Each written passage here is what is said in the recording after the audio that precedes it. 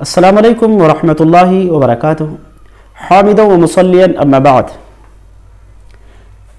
معزز ناظرین، نہایت ہی اہم موضوع لے کر کے میں آپ کی خدمت میں حاضر ہوا ہوں، اور وہ موضوع ہے حضرت عائشہ رضی اللہ تعالی عنہا کے شادی پر اعتراض کا جواب۔ حضرات، دشمنوں کے جانب سے آپ صلی اللہ علیہ وسلم کے ازواج میں سے سب سے زیادہ جس شادی کو لے کر کے پروپیگنڈا کیا گیا، سب سے زیادہ جس شادی کو لے کر کے دشمنوں کے جانب سے زہر اگلا گیا، وہ ام المومنین ام عائشہ رضی اللہ تعالی عنہا ہے۔ چونکہ یہ عمر میں بہت کم تھی، جس وقت آپ رخصت ہوئی ہیں اس وقت غالباً آپ 9 سال کی تھی۔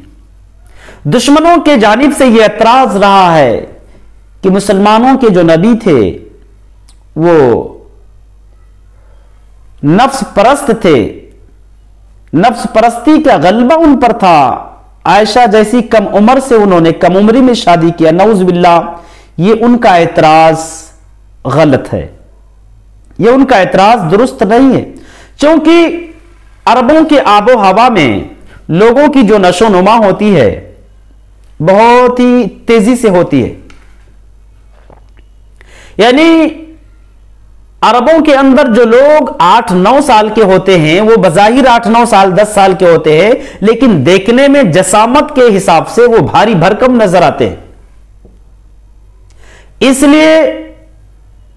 ہندوستانی 9 سالہ لڑکی کو عرب کے 9 سالہ لڑکی پر قیاس کرنا، اس کا موازنہ کرنا، یہ بالکل درست نہیں ہے۔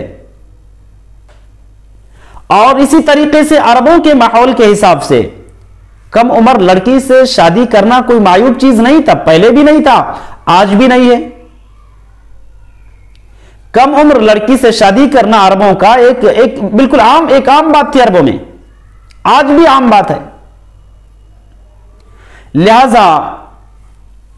کسی غیر سماج کے بات کو لے کر کے اپنے سماج، اپنے معاشرے کے بات سے مقارنہ کر کے لوگوں پر طنز کرنا، ان پر تنقید کرنا، یہ بہت بڑا بے انصافی ہے۔ اگر کم عمری میں شادی کرنا آپ صلی اللہ علیہ وسلم کا حضرت عائشہ رضی اللہ تعالی عنہا سے اگر یہ عیب کی بات تھی، اگر غلط تھا، تو آپ کے زمانے میں جو دشمنان اسلام آپ کے ساتھ موجود تھے،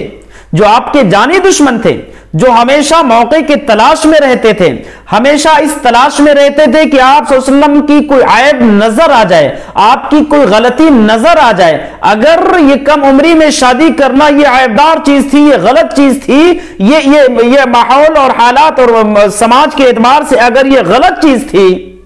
تو سب سے پہلے وہ آپ کے دشمن آپ پر انگلی اٹھائے ہوتے، آپ پر عیب لگائے ہوتے، آپ پر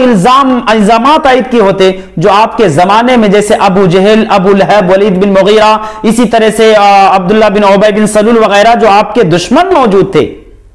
سب سے پہلے ہی آپ پر اعتراض کیے ہوتے۔ لیکن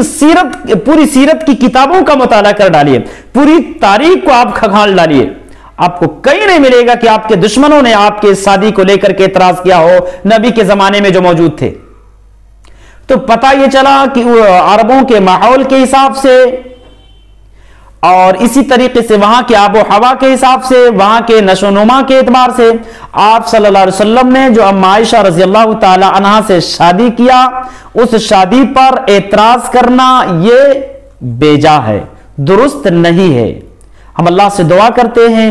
کہ پروردگارہ ہم تمام مسلمانوں کو اور ہم تمام عالم اسلام کو صحیح سمجھ عطا فرمائے، اور معترضین کو ایسے جوابات سے مطمئن ہونے کی توفیق عنایت فرمائے۔ آمین۔ السلام علیکم ورحمۃ اللہ وبرکاتہ۔